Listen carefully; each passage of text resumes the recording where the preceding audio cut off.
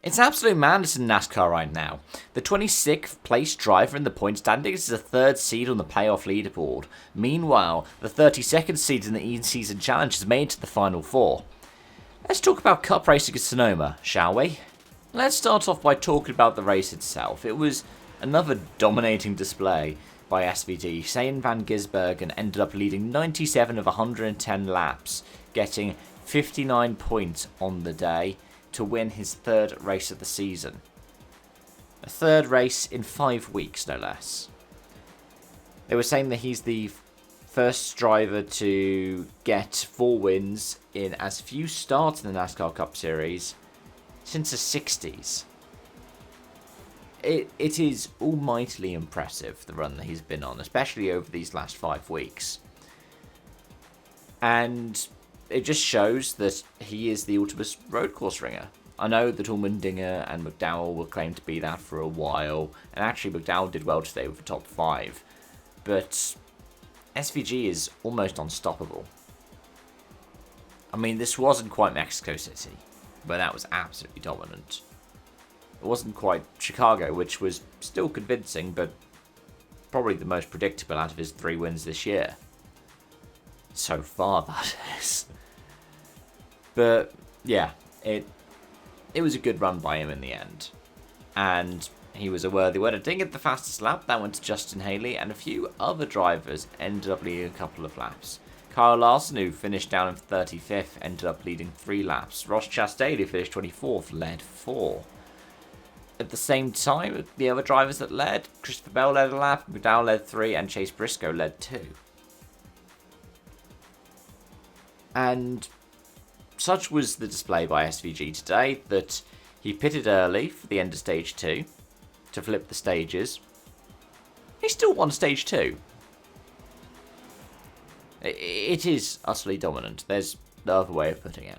But focusing on SVG will overshadow some other top performances over the course of the day. For example, Chase Briscoe, who started second and finished second. In fact, I'm pretty sure, looking down the rest of the grid, looking down the rest of the order, all the way down to the back, they're the only 2 that finished where they started. Behind them was Chase Elliott, who, well, he made a good run at the end, picking fresh tyres with, a dozen or so laps to go under that penultimate caution. Michael McDowell ended up doing well as well, getting up to 4th.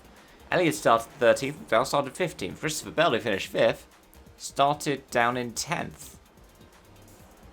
And actually, Bell did have a good run. He was, 3rd with a couple of laps to go, and McDowell and Elliott got past him on better tyres.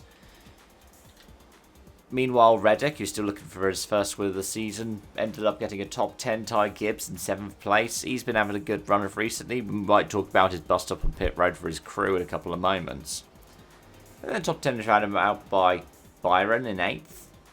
Logano, the 22, started 22nd, finished 9th. And top 10 for Kyle Busch, just as head of Brad Keselowski and Ryan Preece, who had also had a good run at some stages in this race. But let's quickly touch on our pit crew bust up. Ty Gibbs pulled into his box a bit too aggressively in the second stage and clipped one of Brad Keselowski's tyre changes.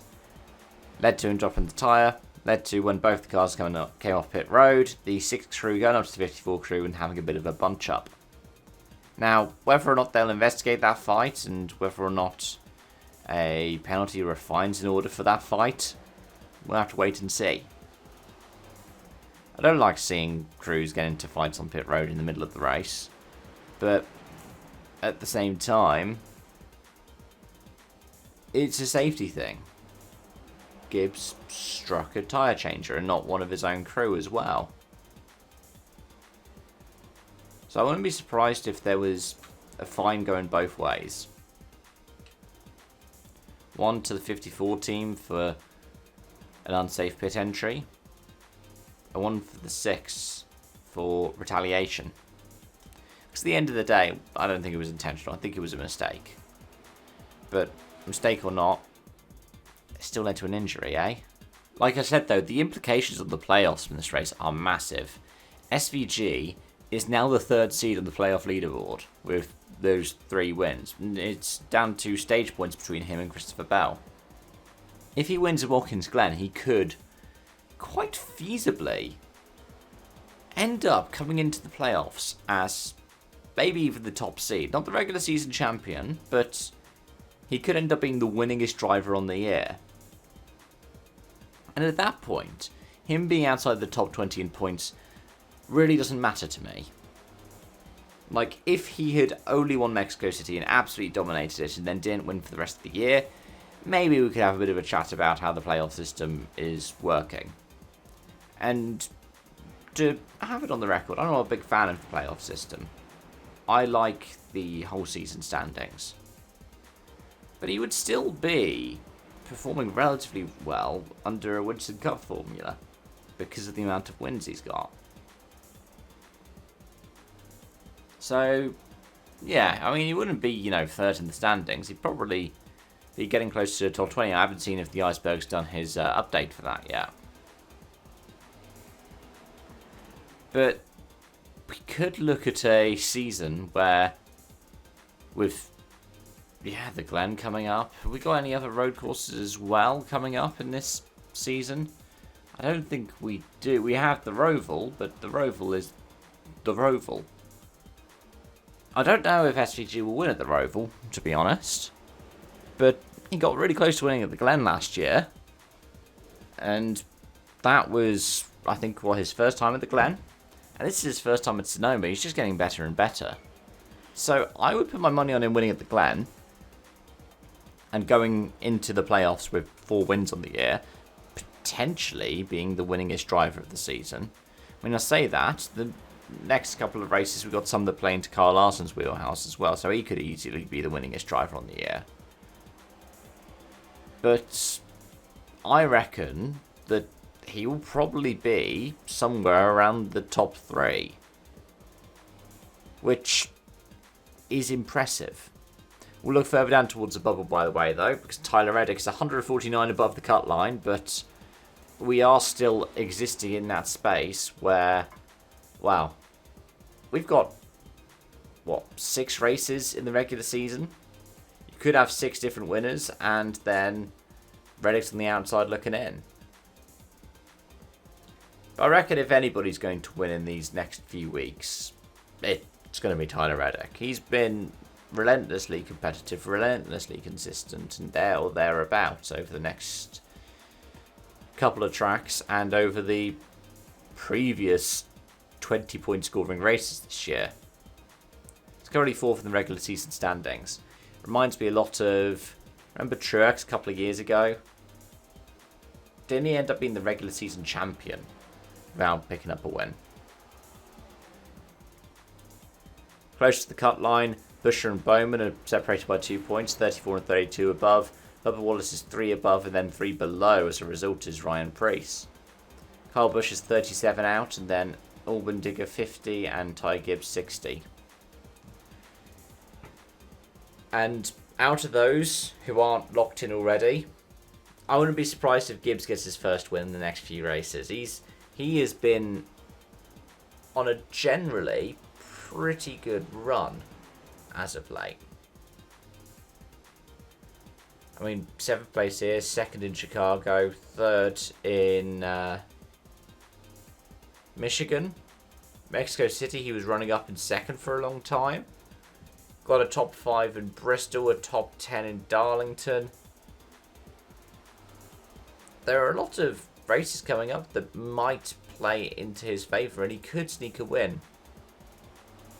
At the same time, I think Buescher could. I think Busch could. I think if you're somebody like Wallace or Preece right now, you do need to try and get yourself to the front in one of these races if you want to get into the playoffs this year. Anyways, let's wrap up with the in-season challenge. We're now going into round 4 of 5. It is the final 4. 3 Toyotas, Nemechek, Reddick and Gibbs. And on the right side of the bracket, you've got the 2 GGR prepared cars, the 45 and the 54, facing off against each other. But on the left side, Nemechek in the 42 is up against the 1 non-Toyota. Ford are completely knocked out now. Priest and Smith didn't make it. But Ty Dillon, the 32nd seed, has made it through to the Final Four. And just for a kind of scope on who he was facing off against, the first round, the 32nd seed was up against Denny Hamlin. And at Atlanta, his interview at the end was great. He said, "Hey, you Hamlin fans, I just beat your favourite driver." And in Chicago, he sees off Brad Keselowski. This time around in Sonoma, he sees off the 8th seed, Alex Bowman. And it was with a last lap pass, a dive into the hairpin. One of the most NASCAR passes you're going to see on a road course. And yeah, he faced off against Jonathan Nemechek. So there are 3 Toyotas left in it, but if somebody has shown that kind of resilience and resistance throughout all of this so far, it's Ty Dillon. Nemechek was up against his teammate in the last bracket. He's up against Eric Jones. Reddick was up against Priest. And Ty Gibbs was up against Zane Smith. Now, interestingly enough, Ty Gibbs is the highest seed out of all of them. He was a 6th seed coming into this. Nemechek was the second highest on 12th.